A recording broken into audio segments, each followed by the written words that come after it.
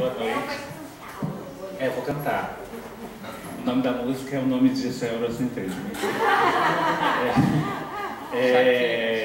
Boa noite, gente. Sejam bem-vindos quem está vindo pela primeira vez. Obrigado mais uma vez para quem está vindo não pela primeira vez. Hoje a gente vai ter a última aula teórica e aí aproveito para alguns recados, tá? E mais agradecimentos. A gente terminou essa aula às 5h10, tá? Porque era uma aula que estava semi-pronta. Isso não é um pedido de desculpas não, né? Só para mostrar o quanto foi intenso o curso para nós também. Era uma aula que estava semi-pronta, que a gente achava que precisava fazer algumas discussões, mas a própria intervenção de vocês, os debates que isso fez entre a gente, coisas que a gente reviu, coisas que a gente pensou, provocações que foram feitas, fizeram com que a gente retomasse essa aula anteontem só, e a gente literalmente terminou a aula às 5h10, correndo 5h20? Correndo para pegar um Uber para cá.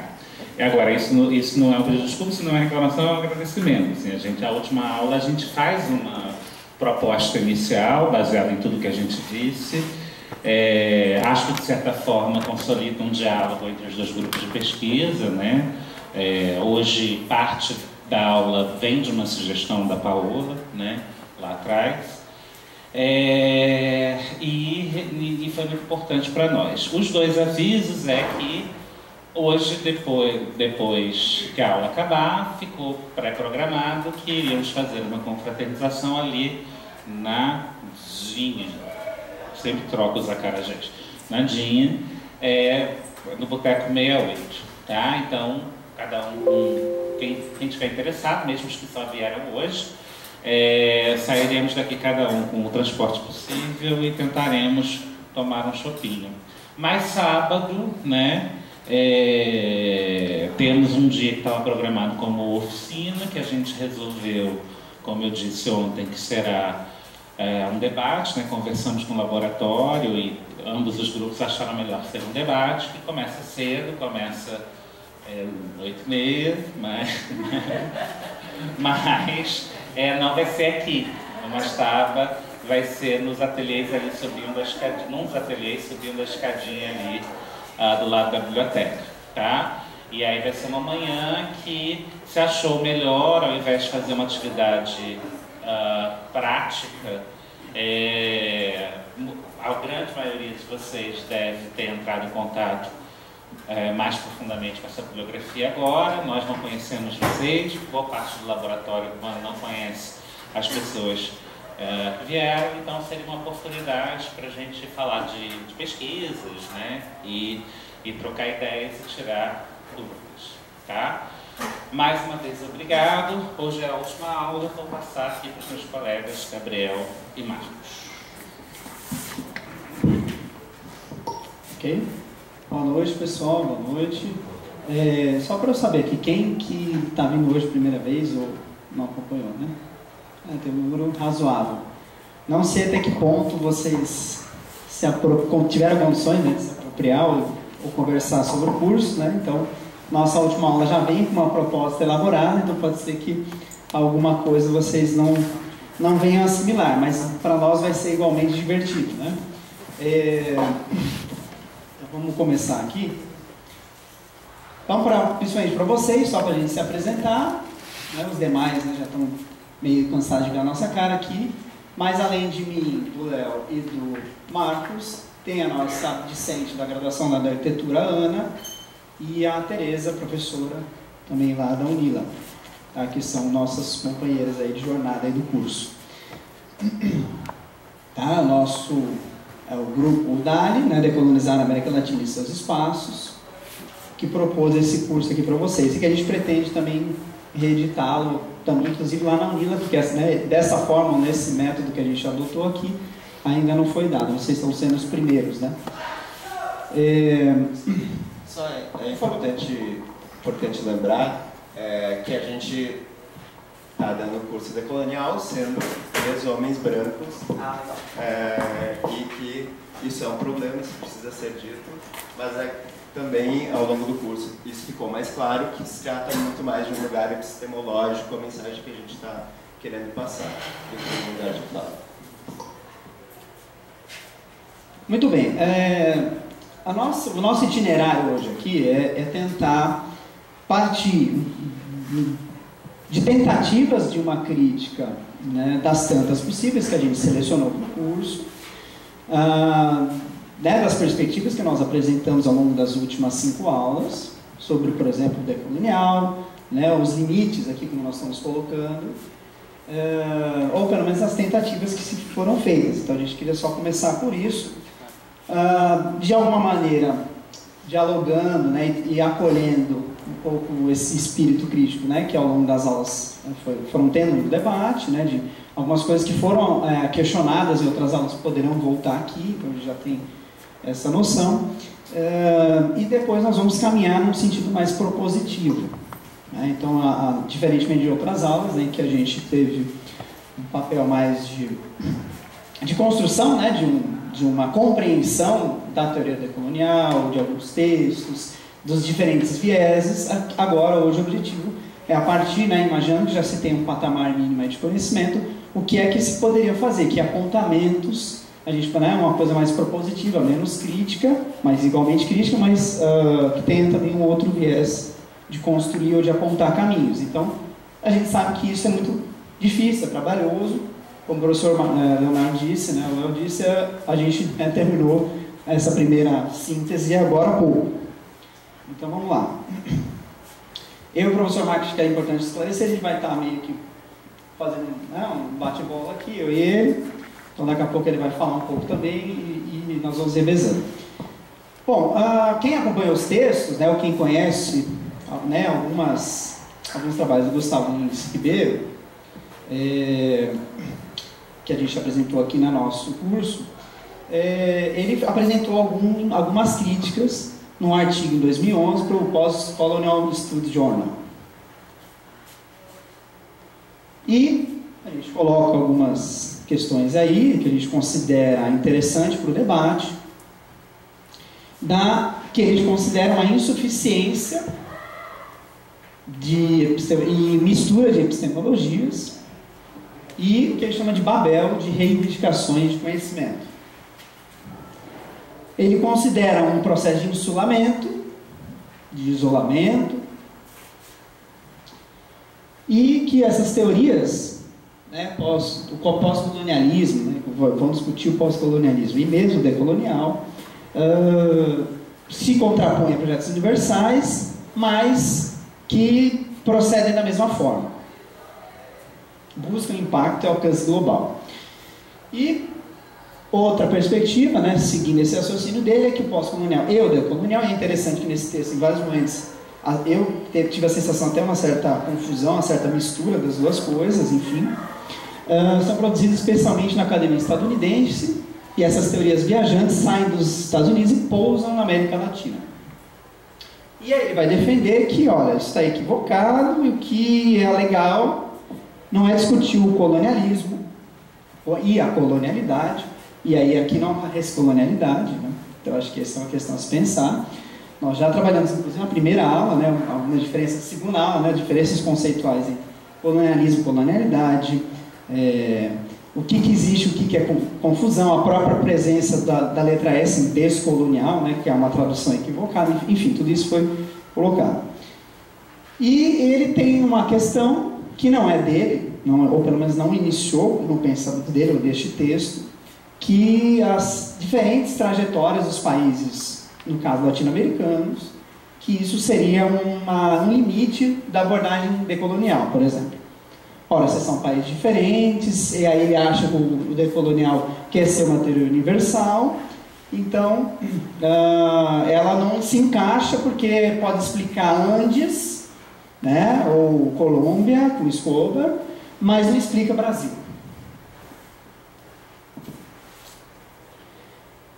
Aí algumas questões que a gente coloca a partir, nossa equipe coloca a partir deste texto, desse caminho, porque muitas vezes são críticas que não são só deles, né? O que aparece, ou eventualmente pode ter aparecido para vocês. Babel de reivindicações de conhecimento, né? Como assim? Ou ecologia de saberes. Quem acompanhou o curso, né, ou quem está minimamente aí informado, conhece ou passou a ter alguma compreensão sobre o que vem a ser ecologia de saberes.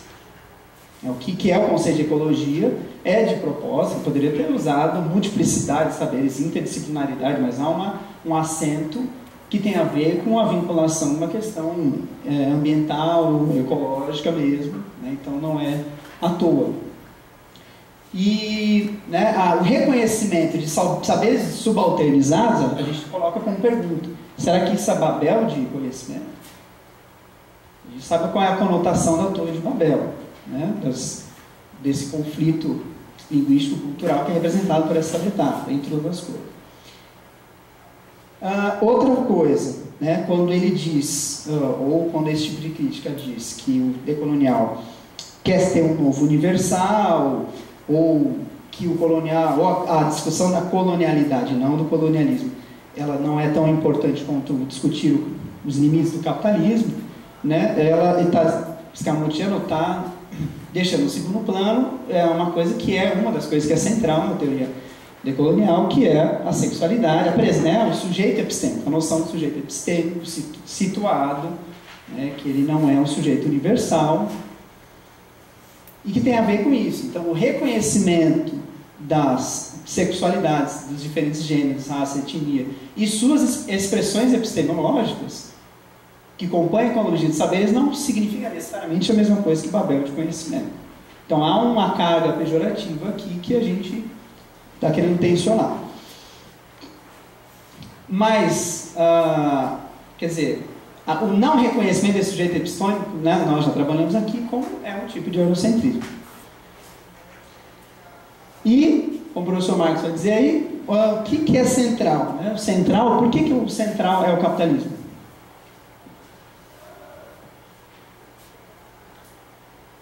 Ele fala busca de um alcance global. Poderíamos interpretar numa chave que há uma busca do decolonial por um alcance global. Não sei se todos têm essa opinião. Ou é uma questão de discutir o sistema mundo? A geopolítica do conhecimento, como a gente trabalhou várias aulas aqui. Aí ele diz, né, no slide anterior ali, está no texto, eles saem, são teorias que saem dos Estados Unidos e pousam na América Latina. Acho que é de novo, tirar a importância de alguns sujeitos epistêmicos que fizeram a teoria. O Quijano, que praticamente não saiu do Peru. E os demais? Será que é o caso que se enquadra? O fato de ter lá, de repente, um miolo, alguns autores, será que a gente poderia dizer que eles têm essa pretensão e que todos, ou toda a teoria decolonial é obra exclusiva do Norte? Ou é E essa questão do Brasil, que tem uma trajetória diferente, mas que a gente concorda, num certo sentido, não é possível entender um limite a ser ainda explorado, a ser sobrepassado, transposto, que é olhar, há uma certa preponderância, um desenvolvimento maior da compreensão da realidade ou da colonialidade na geografia andina, mas que no Brasil ainda não tem a mesma potência de debate como é possível ver. Isso acho que é até interessante, esse apontamento. Outro texto que, de alguma forma, complementa um conjunto de críticas que se apresentam para a teoria decolonial, ou os limites da decolonialidade, que foram feitas pela Luciana Balestrin, lá da Federal de Pelotas, em um artigo recente, que nós colocamos também na bibliografia, para a revista Dados, do Rio de Janeiro, é esse aqui: Modernidade, Colonialidade sem Imperialidade, o elo perdido do giro decolonial. Ideias que ela traz lá, a gente trouxe algumas síntese. Imperialismo do pós-colonialismo. A produção de suas teorias permaneceria comprometida com o anglo-eurocentrismo que o mesmo pretendia criticar. De novo, essa coisa de eu faço aquilo que eu critico. Decolonização teria acabado com o imperialismo moderno europeu? Então ela está dizendo aqui, né? O elo perdido da imperialidade, o elo perdido do giro decolonial. Aparece um pouco, ainda que de forma bem confusa, na minha opinião, do Gustavo Lins Ribeiro, essa noção de pós-imperialismo. Que no texto ele vai trabalhar a imperialidade do período imperial brasileiro. Né? São duas coisas, são duas chaves imperialistas, né? O Brasil Império, século XIX, e imperialismo, sei lá, norte-americano. São coisas diferentes, que eu não sei se está bem trabalhada no texto dele. Mas no caso dela, não, isso não é um problema, né? O que ela apresenta é que há um ponto cego no projeto decolonial, que seria essa questão do imperialismo moderno europeu, que não, do imperialismo de uma forma geral, que não apareceria supostamente na literatura decolonial. E o principal lugar de enunciação e elaboração teórica do pós-colonialismo foi o norte global. Aí, de novo, parecido com a crítica anterior, de que é algo que tem lugar de enunciação, seu lugar epistemológico, não do sul. Dissociabilidade entre colonialismo e imperialismo é um problema dentro do pós-colonial e do decolonial. Então ela identifica que há uma dissociabilidade. A gente acredita que não é exatamente assim. Em outros textos. Né? Por meio de outros textos não é bem assim. Nós falamos em outra aula, acho que vamos mostrar aqui um texto, um autor que vai falar, vai tentar discutir ou mostrar que essa questão do imperialismo não é excludente à colonialidade ou ao colonialismo. Elo perdido do giro decolonial, não há protagonismo necessário ao imperialismo e cria o mito da modernidade. O que seria o mito da modernidade? Referenciando-se a alguns textos, né, a provocação, eu acho que é o Miolo, né, fala da ideia da modernidade, que ela traz sim alguns mitos. O mito da universalidade. Mas não é um mito que a teoria decolonial criou, é um mito que foi identificado pela teoria decolonial como presente no eurocentrismo. Ou, bom, tem vários, né, vários mitos aí, ou marcos de origem, que são, né, que não levam em consideração essa geopolítica do conhecimento. A descolonização, que na tradução está com S, implica estratégias que têm a ver mais com a desimperialização do que com a rejeição da modernidade. Então, a leitura que ela faz é que a teoria decolonial, ela vai, ou as estratégias que ela vai propor, ou que são dedutíveis, ou que se pode encaminhar a partir da crítica decolonial, é que o que se quer, na verdade, é eliminar relações de dependência de cunho imperiais. Por exemplo, o discurso neodesenvolvimentista latino-americano da primeira década desse século poderia ser identificado como havia uma presença de um discurso de desvinculação, né, do império, né, ou da hegemonia norte-americana, BRICS, etc. Poderíamos identificar assim para ser um pouco mais palpável para vocês. E então a cutucada que ela procura dar é essa, né, de que algumas questões na Constituição, ou no momento da Constituição do Equador ou da Bolívia, poderiam ser identificadas na chave do combate ao imperialismo e não o combate à modernidade ou à colonialidade. Vamos debater, então, um pouco a nossa opinião sobre essas críticas. A decolonização teria acabado com o imperialismo moderno europeu?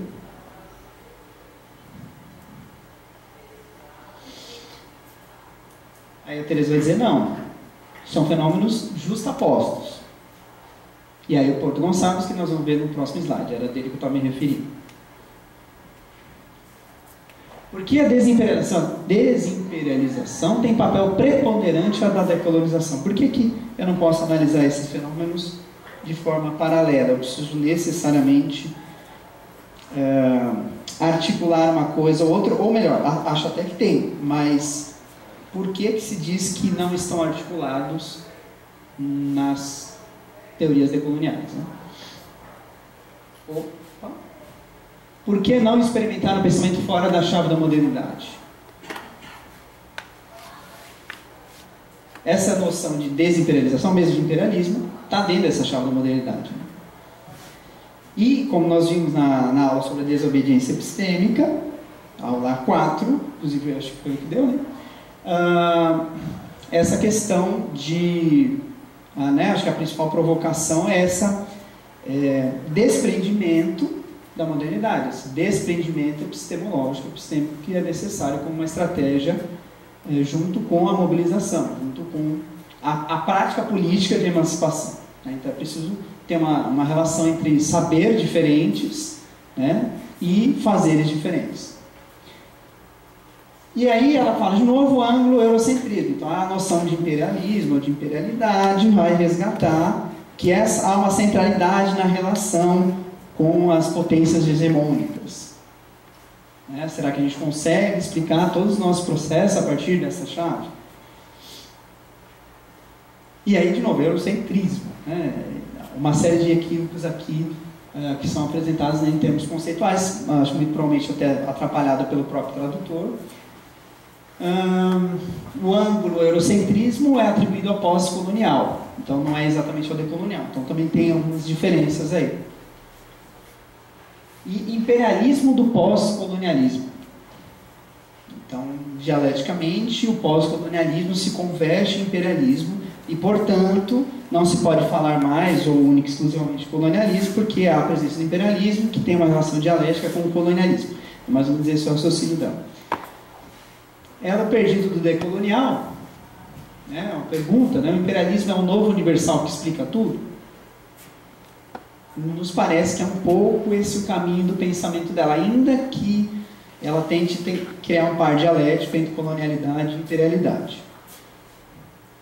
Não parece um esforço marxista voltar ao imperialismo para voltar a Marx? A gente veio para cutucar, tá, gente? A gente não está aqui para... Ainda mais na última aula, a gente quer mesmo dar uma instigada aí no debate.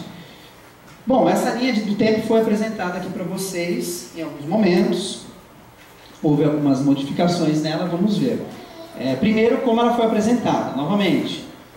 Qual é a contribuição da teoria decolonial? De que a modernidade ela não começa com, no iluminismo, capitalismo industrial nesse momento. Deixa eu pôr aqui que tem mais coisa aqui para aparecer. Isso. Mas é um pouco antes. É no momento do descobrimento. A invasão do continente, que coloca em muitas sociedades um ponto final. Vocês têm que se lembrar, enquanto Colombo, entre a primeira viagem de Colombo, você chegou, voltou para a Europa, e deixou uns caras aqui, as ilhas caribenhas já começaram a sofrer uma série de problemas, lutas, a primeira equipe deixada por Colombo foi morta, enfim, sofreu uma série de abates, porque os europeus chegaram aqui e começaram a causar problemas nas relações, nas ilhas lá do Caribe, do Caribe. Depois, quando vem a segunda visita do Colombo, tem um livro, não sei se vocês conhecem, uma professora lá do Paraná, esqueci o nome dela agora, mas que chama O Maior Massacre da Humanidade.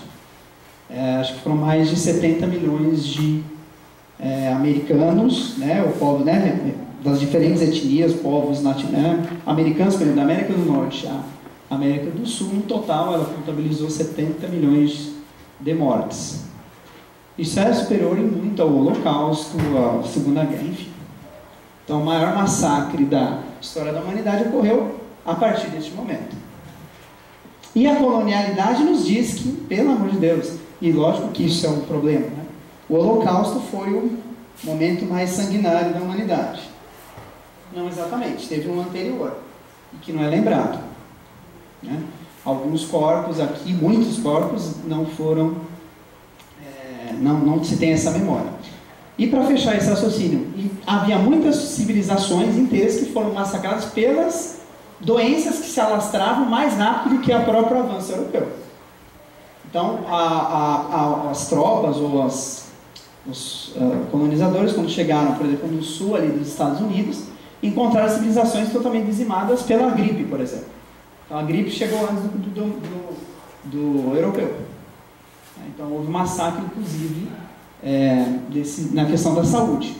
As doenças caminharam mais rápido na devastação, em alguns casos, do que a própria expansão militar ou religiosa. Né? História colonial, então vamos lá. Aí você tem os paralelos, os marcos aqui, presente e futuro, etc. E você vai tendo algumas correlações entre essas duas linhas do tempo. Então, o presente europeu moderno, o presente periférico, né? Os desdobramentos aqui desse processo, né? Modernidade e colonialidade. E aí a ideia de um projeto europeu moderno e uma ordem mundial dependente. E a teoria decolonial, e entre as suas várias vertentes, né? Muitos povos, né? O próprio, nós vamos ver o Bem-Viver, o Macalçai e tudo mais, que caminham para tentar criar uma solução, ou seja, a solução que está dada pela modernidade é essa. Você tem um conjunto de países ou de territórios geralmente situados no norte, que vão, né, a sua linha do tempo vai nessa direção, e a nossa nós estamos fadados a essa. Mas esse é o projeto. E as tentativas de seguir num caminho diferente. Voltando lá ao Porto Gonçalves, eu chamo a atenção aqui então para vocês verem as diferenças, né? Então eu assinalo aqui tem as diferentes temporalidades, então o marco é o mesmo, né? A mesma ponto de origem, mas ele vai considerar quando ele vai tratar o sistema mundo no livro dele, né? Globalização natureza da globalização, em 2006, ele vai colocar algumas outras chaves, e aqui aparece o imperialismo. Mas aqui, ou seja, há uma incorporação, a ideia do imperialismo está presente nas teorias decoloniais, ou é possível identificar, né? Então isso é para contestar um pouco esse argumento da Balestrin, né? De que não há centralidade, não há uma presença da compreensão da imperialidade, são fenômenos justapostos, né? Então, globalização para ele já é um fenômeno, né, no sistema mundo do século XV, não é algo da década de 90, 1990. Imperialismo é considerado desde o século XVIII. A desimperialização é um fenômeno mais recente, que a modernidade se desdobra a partir dela. Sobre o que achamos então que foi o curso. Deixa eu só ver se aqui tem mais alguma coisa para explorar. Eu acho que é isso, né? Acho que eu deixei claro aqui que, né, esses marcos temporais estão presentes nessa linha do tempo decolonial.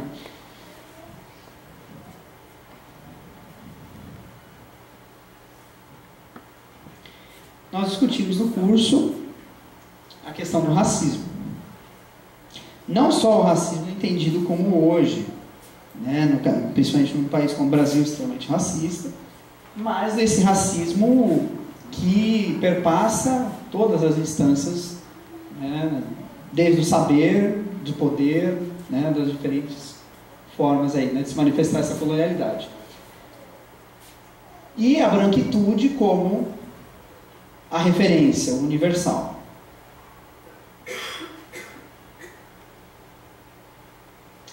E nós procuramos ao longo das aulas a negação da negação do racismo, né, inclusive epistêmico. Não sei se vocês conhecem esses vídeos, vocês viram, mas já faz alguns anos. E uma das formas de negar o racismo é fingir que ele não existe. Tudo bem, óbvio, né? Para muitos de vocês pode ser óbvio, mas a gente vai ver alguns exemplos agora de que não é bem assim, né? O seu racismo. Eu acho que eu guardo meu racismo. Lógico, juntos. Vê se você consegue mexer. Deixa eu ver de novo se for problema meu aqui. Onde você guarda o seu racismo? Tá junto. Marcos, você consegue corrigir? Deixa. Faz a gente, parece técnico. Se passar junto vai ficar ruim de entender. Tenta ficar com o gavetinho. Clica. Vai. Onde você guarda o seu racismo? O seu racismo. Onde você guarda? Peraí.